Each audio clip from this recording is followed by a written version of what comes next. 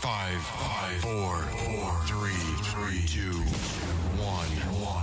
Hey, this is Jessica Meuse. How are you? Good. How's it going?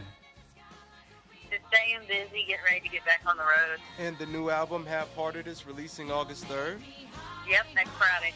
Come up with the title. Well, the title Half-Hearted actually came from the song, the title track Half-Hearted, which was one of the more recent songs that I've written in my career. So I wrote it while I was living alone in Houston all of 2017. And I had a little apartment, and my neighbors were partying really, really loud one night. They did this every night, actually. But I got into a little bit of wine, and I just started kind of thinking. I'm a very deep thinker, and I started thinking about everything in my life that I've been through, and I overcame adversity, and just kind of reminding myself where I started, because a lot of times I look back, and I never think I'm working hard enough. So I'm kind of a workaholic, and I push myself until I get sick, and then I'm like, oh, okay, I need to take one day off. But Half-Hearted just kind of, I got the chorus in my head for the song Half-Hearted, and it made me think of back when I was in high school and I was bullied very heavily. I wasn't eating. I lost a lot of weight, and it was one of those moments where you realize that no matter what shape you are, no matter what size you are, no matter what color you are, it doesn't matter. People will always find something they don't like to nitpick about. Right. And that's what the song Half-Hearted is about. And after I wrote it, I really just was like, I remember I texted Jim, and I sent him a rough voice note of tipsy me singing this song, and I didn't really know how to articulate the verses at all. I was like, I want to sing them. I don't know what to do. So I just kind of rapped them, and it ended up sticking, and he fell in love with it. And he's like, oh, my God, stop writing songs because we already have 15 on the album now. Right. So it became like the final song that we threw onto the album. And lo and behold, it also became the title track. But I feel like it earned that title as the title track because, I mean, it's my life story, and that whole album kind of goes through a lot of different places that I was in my life, especially from American Idol to now. So I've evolved so much as a person, but there's a lot of concepts and things that I pulled from my past that made me who I am today. So that's why it's Half-Hearted. How was it creating the album in a sense of just writing? It seems you're a big-time writer. I write all the time. So I have plenty of songs. Like, I could make a second album probably tomorrow. And I wrote a new song just the other day because I've had a little bit of time at home and I'm getting ready to get back on the road. But even when I'm on the road, I'm constantly getting ideas, writing down cool words that just kind of hit me. But like the song I wrote the other day, I literally had a dream about it. It was the weirdest thing. I've never dreamed this song before, but I dreamed about this song, and I woke up and I hummed it into my phone, and then I fell back asleep because I knew that I would freaking forget it if I didn't record it. And then So you still actually write music even though the album is done? You're still writing music? I'm constantly writing. So that's part of who I am. So I am a singer. I love singing. It's really, really fun. And I love playing my guitar. It's part of who I am. My guitar is like an arm or a leg. It's just an appendage. It's part of me. And I've gone on short trips where I was like, oh, it's just 2 or 3 days. I'll be fine if I don't pick the guitar because it's kind of a pain in the ass to lug around on an airplane. But then I find myself missing it so much. Right. And I go crazy. And I'm like, oh, my God, I should have brought my guitar because I can't do this. When did you – do you remember when you kind of started writing? Yeah, I started writing when I was I've always been a writer. So I'll set that straight. Right. So I've always been a creative writer. I always wrote stories. So that's the other thing. I write stories like crazy. I'm a creative writer. I make things up. I have a crazy imagination. I have movie ideas in my head, and I just recently started writing them all down. Because one day, who knows, maybe I'll make a movie, and I'm trying to figure out how to write a script and everything. I'm not even kidding. I'm going to do everything. I'm insane. I don't care. So how did Thank God It Didn't Work come about? Thank God It Didn't Work is actually my first co-write with a couple of my buddies up in Nashville. And I had never written with them before. Actually, I had never written a co-write before. So this is my first time, and I was really, really nervous. But it has two sides to it. So it definitely has that relationship aspect where you're like, oh, thank God it didn't work. Mm-hmm. But for me personally, when I was driving up to Nashville and I was thinking through the whole concept of all the things in life that didn't work out, and in hindsight, I'm glad that they didn't. It's that whole unanswered prayers thing. That's more of what it means for me. That song for me is not necessarily a relationship song. It's just about when things don't work out and you finally realize why they didn't. It comes full circle. Yeah. Did you experience that a lot earlier in your career, or more so maybe later? What, the hindsight thing? Yeah. Well, I think it occurred more later than earlier because, one, I wasn't really looking for it in the past, and two, I was so young, there wasn't a lot to base it on.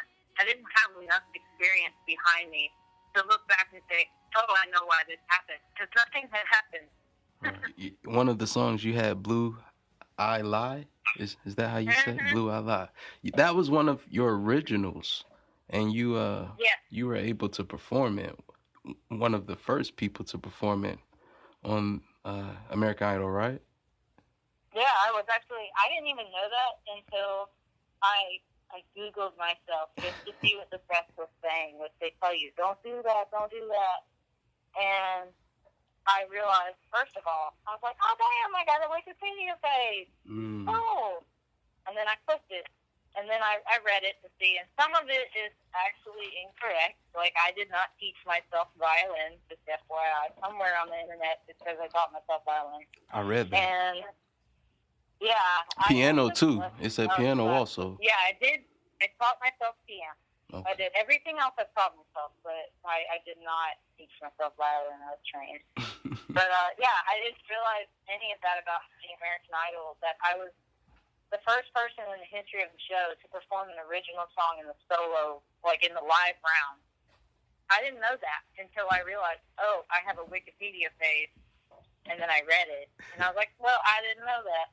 That's cool. What's one of your favorite songs off the album? Oh, my favorite song on the album. Oh, man. There's a couple I'm really proud of.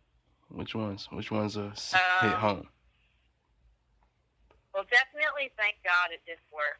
I feel like that's such a powerful song, and it really resonates with a lot of people because that message is very universal. A lot of people look back at things and they're like, oh my God, I survived. I made it because I didn't know if I could, but I did it. Right. And so that's definitely one of my favorites, and also just the technical aspects of the song. There's just something about it. It's one of the songs when after we wrote it and we played it, the three of us looked at each other and were like, whoa, we just did that. Yeah. Holy crap. And then when we recorded it and put all the instruments in and it was full and beautiful, I honestly think the only reason I didn't cry was because I was just stunned. Really? It's just a powerful song. If you really listen to the words and you really think of the story as you're hearing it, then that's a strong song because that talks about the struggle not only in relationships and accepting things that have happened and the unanswered prayers, but it also touches on the concept of feeling worthless. And I think a lot of people, especially a lot of youth, and there's a lot of mental health issues out there, and people who have, like I have anxiety, so I've had some crazy moments, but a lot of people, they feel like they're alone, and they feel like they've lost everything, or something traumatic has happened, and they don't really know how to handle it or process it, and ultimately you just feel alone. And that's part of the song in the second verse that talks about, I could pick up the Bible, I could read the Bible to try to heal myself, but it would be easier to just take the pills above the back of the thing. Right. And that's one of those life-changing choices, but then you realize, like in the song, she takes the pills, and the Bible's still sitting there collecting dust, but she lives. And then she wakes up and realizes, I just survived for a reason. There's a reason I'm alive. Right. And I think that's the bigger picture of that song. And I hope it helps people, and I hope they understand that that's what I'm trying to say in that song. And so that's definitely one of my favorites off the album. I couldn't have done it without my team, like my manager, the engineers, everybody, the musicians. Like, we really had the best of the best. And I don't want to say names because there's no way I can name them all, but they were really, really great. And I would feel so horrible if I forgot somebody's name or left somebody out. So we really had the best of the best.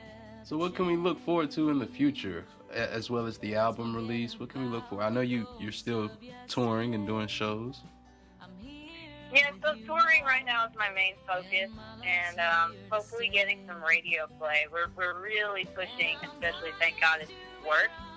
But I'm trying to get it first, and that's my biggest focus right now, because it's just one impossible thing after the other, and the only way that I can pull it off is to keep trying and to keep pushing and to keep the fans involved and keep these networking opportunities wide open, like people like you telling people, hey, play this song, like that.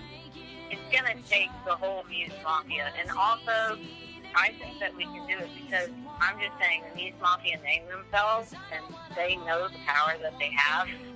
But yeah, that's my main focus, is just getting the album heard right now and getting Thank God It Didn't Work out there and get on the radio, because once we get on the radio, then we look towards the next goal. Right. We have still goals. We're just working away to the next one. Let me tell you why I keep going, no matter what the haters say. Mm-hmm. When I get a message on my Twitter or wherever from a young girl who says that when she listened to one of my songs, it made her realize that her life was worth something, why would I stop? Right. Because my music has become, it's not just about me anymore. It's about the people it touches and the people it helps and heals. Music is magical. It's from God, and it transcends geographical borders, political disagreement. It transcends everything, and it can change the world if people would just unite over it. And I think that music is that powerful. So I would never stop, regardless of what people say about me, regardless of the haters who think I won't do this or that. I don't really care, because that one girl who sent me a DM on Twitter saying that my songs meant the world to her and helped her in a dark place, that's why I sing for her.